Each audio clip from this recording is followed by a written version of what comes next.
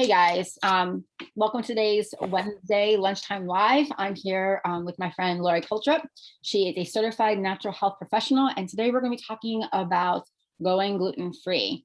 I know that's a scary prospect for some, and it's just the way life has always been for others. Hi, Lori. Thank you for joining us. Thanks for having me. Not it's a problem. Nice to be here with you all. I know we're having technical difficulties, but yeah, we're going to overcome. We are. So I invited you on because I heard of some of the work that you were doing, and I know you have a new course that launched, all focused around eating gluten-free. But tell me a little bit about where that started for you. When did you first become interested in eating gluten-free and why?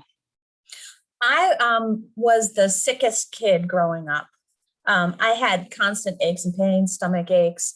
I would get bronchitis and sinus infections all the time. And back then we didn't know anything about food sensitivities. But as I got older, someone told me, why don't you try this elimination diet and see what happens? And I did it. And within 3 days, I felt amazing. I couldn't believe the difference. And I removed gluten, dairy, and refined sugars. Okay. And it was unbelievable. The change in me was so spectacular that I was just sold. And then, after a while of that, you're not sold anymore. So you try the foods again, and then you see what happens when you reintroduce things. So I've been gluten-free since about 1999.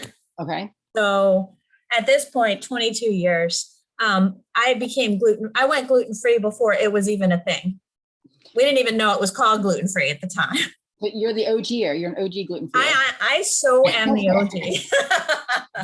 Yeah. And so when I started out, I was in my early 20s, and I had to make my own flour blends and experiment and things like that. And that was hard. Yeah. Now you go into a restaurant, you can find gluten-free menus. Yes, you can. So they didn't have that back then. Well, and I know a big thing, because our family was gluten-free for a while, at least half of our family.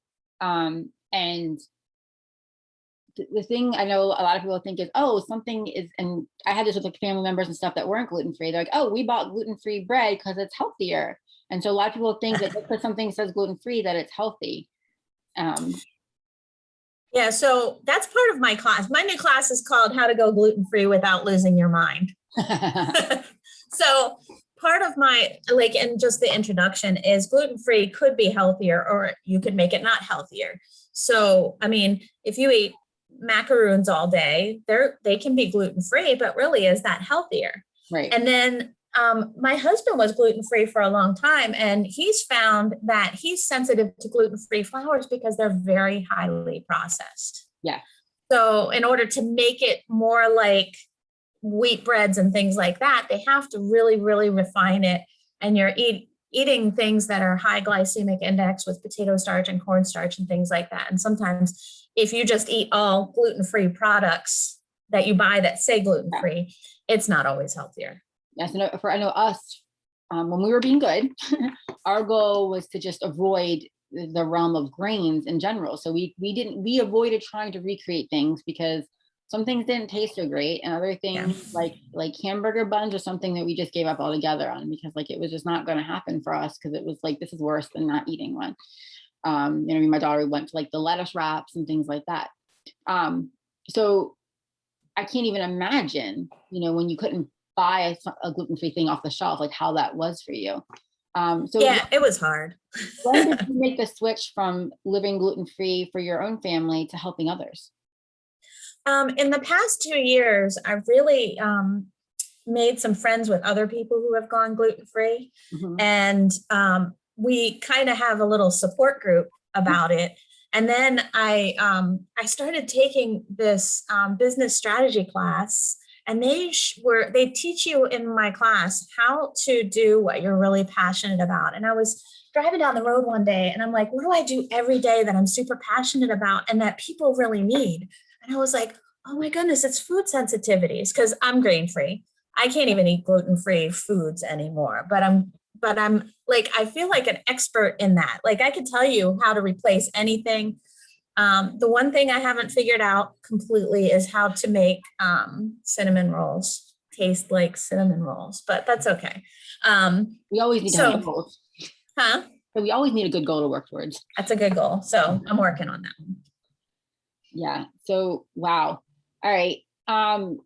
So in your course, you said, so how to go gluten-free without losing your mind. And I think I'm past that because I think I lost mine a long time ago. But so you take people from A to Z. Is this designed for people that are already gluten-free or want to go gluten-free?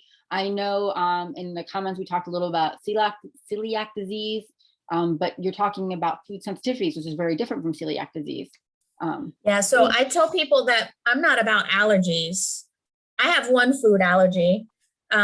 Everything else is sensitivity. So, and since I'm not a doctor, I don't want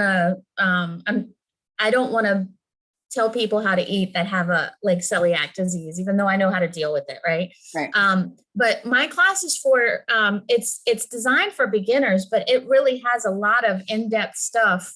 I had someone take the class yesterday and they said, I've been gluten-free for a long time, but there was a lot of stuff in there that I really appreciated. And we have some resources in there with how to deal with the emotional impact. Like one thing that I've felt, and several other people who have gone gluten-free have felt, you probably have felt this when you did it too, is you're sitting in the parking lot of a restaurant going out to eat with people, and you know you have to eat gluten-free and you don't know what you're going to eat. So you sit in the parking lot and cry before you go in. It's a very difficult thing. So we go from whether you should really go gluten-free, whether it's something that you should do or not, all the way to how to eat out without being glutened, how to bake without gluten. And what if you go gluten-free and still it's not enough? Where do you go from there? Yeah. And I think for us, like that we've kind of pinpointed with my daughter, I'm not saying gluten doesn't affect her. I'm saying that what really affected her was oats. Mm-hmm. And we had thought, it was gluten-free, but, when we actually went back and did, I know you mentioned the elimination diet, when we did a more strict elimination diet, because she had been gluten-free for so long, majority of it, because she was a kid, that we weren't seeing the results that we wanted to see. So we went back and so we kind of did it backwards. We did the gluten-free diet before we did the elimination diet. That's what I did kind of too. Yeah. Oh, no, that's not true. I'm sorry. Backwards. Yeah. You did the elimination diet first. Yeah. And then we're like, wow, like there was things that like we wouldn't, and here she had been eating oats. Now I've been buying, oats are naturally gluten-free, but we've been buying the gluten-free oats because of the cross-contamination. And those are the ones that we used, and it just tore her up. Oh. So, yeah. So, if someone is watching and they're eating bread normal, and what would make someone think that maybe I should give gluten-free a try?